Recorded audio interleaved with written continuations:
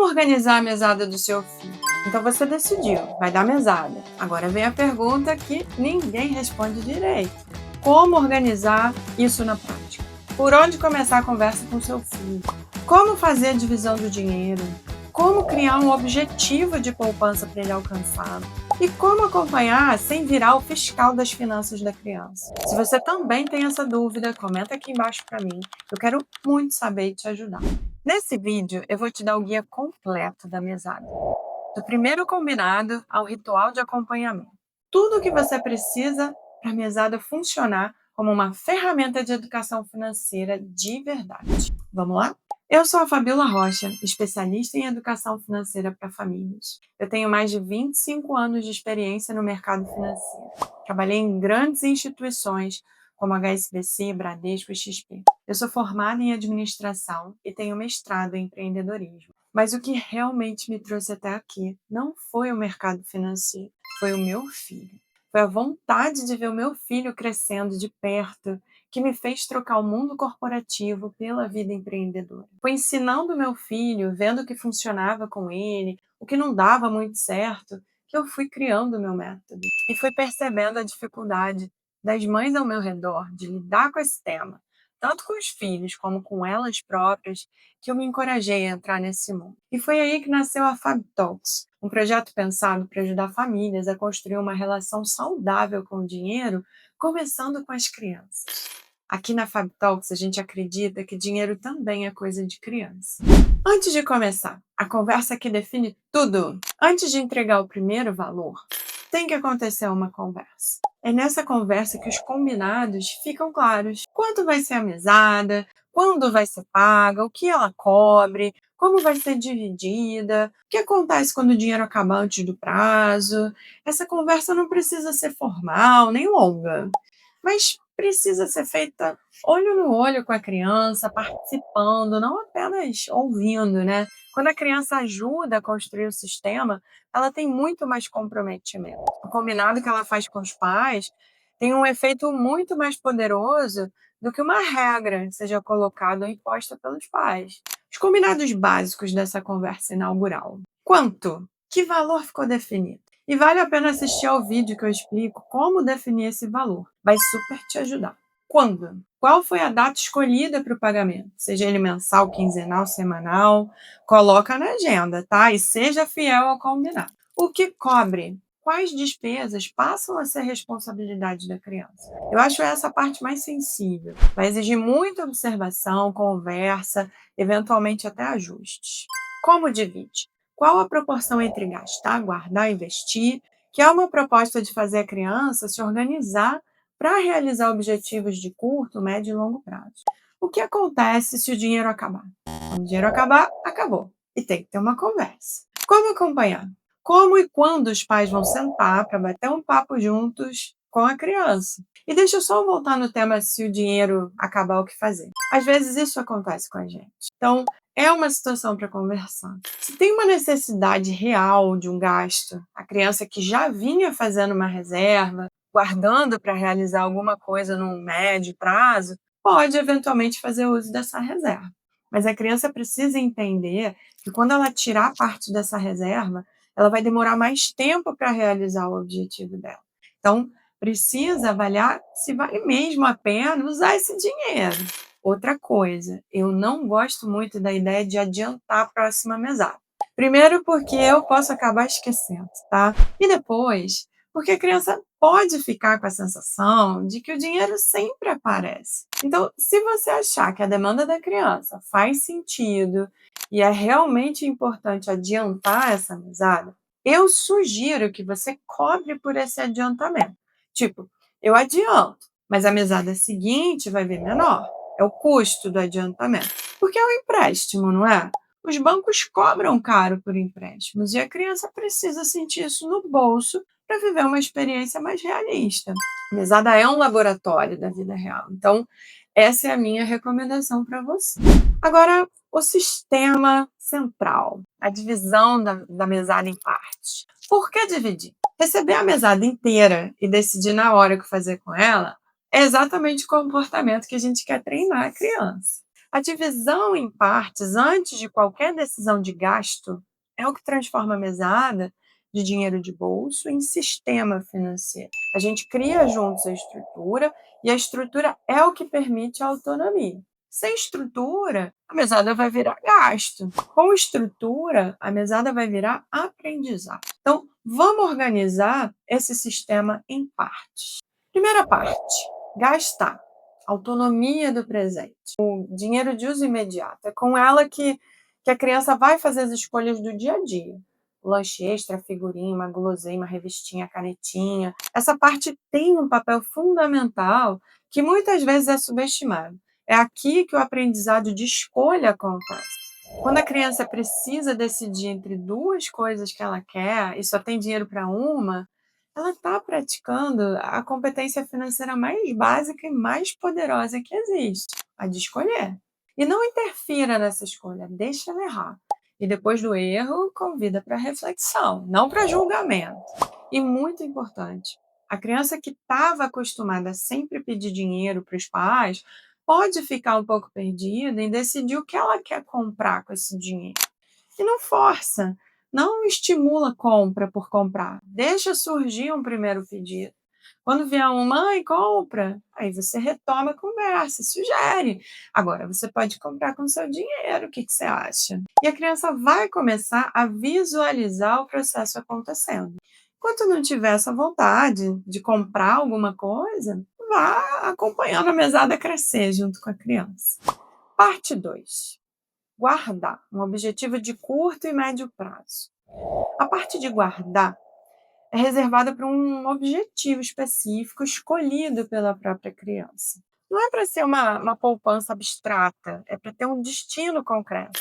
A boneco, jogo, livro, skate, um passeio, uma coisa que a criança quer de verdade e que vai exigir alguma espera. Esse objetivo dá mais sentido para a poupança. Com um objetivo definido, ela guarda e escolhe a realização ao invés de gastar por gastar, né? Ou da compra por impulso. Quando a criança alcança esse objetivo pelo próprio esforço, ela aprende uma coisa que ela não esquece: que planejar funciona, que esperar vale a pena. E para ajudar a criança nessa escolha, começa a listar coisas que a criança te pede, que nem sempre você pode atender de bate-pronto. Vai virando a lista de desejos da criança. E é a partir dessa lista que a gente vai escolhendo a próxima conquista. Aqui em casa, a prática da lista de desejos acabou até unificando a parte 1 com a parte 2, sabe? Porque é muito raro ele querer agora gastar com bobeira. Claro que isso também depende, né, do perfil da sua família, se vocês são mais contidos ou mais impulsivos nos gastos, porque a criança vai refletir esse modelo. Mas o que importa é ter combinados claros e ajudar a sua criança a refletir nas escolhas que ela tem que fazer. Parte 3: investir. O hábito de longo prazo. A parte de investir é para ser separada, mais protegida e menos acessível ao uso. Ela tem que ter um destino diferente das outras duas. É um dinheiro que vai crescer ao longo do tempo. A criança que está na fase do cofrinho vai ter um pouco mais de dificuldade de entender um investimento. Mas para a criança que começou a administrar ali a mesada, que já venceu os desafios iniciais de entender a nova rotina, você pode sim iniciar um investimento como parte da mesada. Pode ser uma poupança, uma conta investimento aberta pelos pais em nome do filho, ou pode até ser uma aplicação específica que você faça na sua conta pessoal. Tanto faz. O que essa parte ensina vai muito além do rendimento da aplicação que você escolher. Ela ensina sobre o hábito de poupar e sobre o poder de investir a longo prazo. Esse hábito, quando instalado na infância, chega na forma adulta de um jeito muito mais natural. É o que diferencia quem constrói patrimônio de quem não constrói. E não se preocupa com o melhor investimento. Não se preocupa em colocar um valor alto. Pensa numa aplicação simples, sem risco, que permita investimentos pequenos. Se preocupa em ter frequência, isso sim, e em acompanhar o crescimento desse investimento com seu filho. Olha, filho, olha o quanto a gente aguardou, em quanto tempo. Olha quanto a gente ganhou por deixar o dinheiro trabalhando no banco. O objetivo de poupança é um motor que move a mesada, porque o objetivo faz toda a diferença. A diferença Entre a criança que guarda e a criança que não guarda, quase sempre não é só a disciplina, é a motivação. A criança que guarda sabe para que está guardando. Ela tem uma imagem na cabeça, ela tem uma data aproximada, ela tem um desejo real esperando do outro lado. A criança que não tem objetivo guarda por guardar ou para cumprir uma regra, né, que combinou lá com os pais. Então, é uma coisa feita sem propósito, sem objetivo. Isso não vai ter continuidade no futuro. Por isso que o objetivo não pode ser dos pais, precisa ser da criança. E como ajudar a criança a definir um objetivo de poupança? Vamos lá. Primeiro, pergunta uma coisa que ela quer muito. E não deixa o que ela quer agora, tá? É o que ela quer de verdade. Deixa ela pensar. Não preenche silêncio e não tenha pressa em resposta. Uma lista de desejos ajuda muito a escolher o primeiro desejo a ser realizado. Segundo, pesquisem preço juntos. Esse momento tem muito aprendizado. A criança descobre que as coisas custam dinheiro, que existem opções mais baratas, mais caras, que o desejo tem um número. Passo 3. Calcula o tempo juntos. Se ela vai guardar X por mês, em quanto tempo ela vai chegar lá? Faça a conta com ela. Usa dedinho se precisar. Esse cálculo simples é a criança fazendo planejamento financeiro. 4. Cria uma representação visual do objeto. Uma foto colada no cofrinho, um termômetro de progresso da poupança na parede do quarto. Quanto mais visível o objetivo, mais sustentação, né, ele tem para manter a criança motivada. E toda vez que sua criança atingir um objetivo que ela própria definiu, vocês precisam comemorar. É uma grande conquista. E não é só pela compra, é pela criança ter percorrido toda uma jornada, pela criança ter se esforçado, ter feito boas escolhas, ter tido paciência e aprendido como é que se faz. E o que fazer quando a criança muda de ideia no meio do caminho? Vai acontecer, tá? A criança vai querer trocar o objetivo. E não é um problema, é uma oportunidade de conversa. O que mudou? O novo desejo é mais importante do que o anterior? Vale a pena recomeçar a poupança do zero ou continuar o que ela já começou? Deixa ela decidir, com conversa, sem julgamento. O processo de renegociar um objetivo com critério é uma habilidade que ela vai usar a vida inteira. Mudar de ideia faz parte. Quando a gente junta dinheiro para depois comprar, é normal que algumas coisas até percam o nosso interesse. O alerta fica quando um novo desejo fura a fila, porque já cabe no dinheiro que eu juntei. E aí a decisão pela troca é impulso. Eu já passei por isso com o meu filho. Ele optou por furar a fila. Eu deixei não interferir. Mas a conversa aconteceu e ele tomou uma decisão bem consciente de que teria que recomeçar todo o esforço para juntar o que estava no início da fila. Uma decisão consciente, é isso.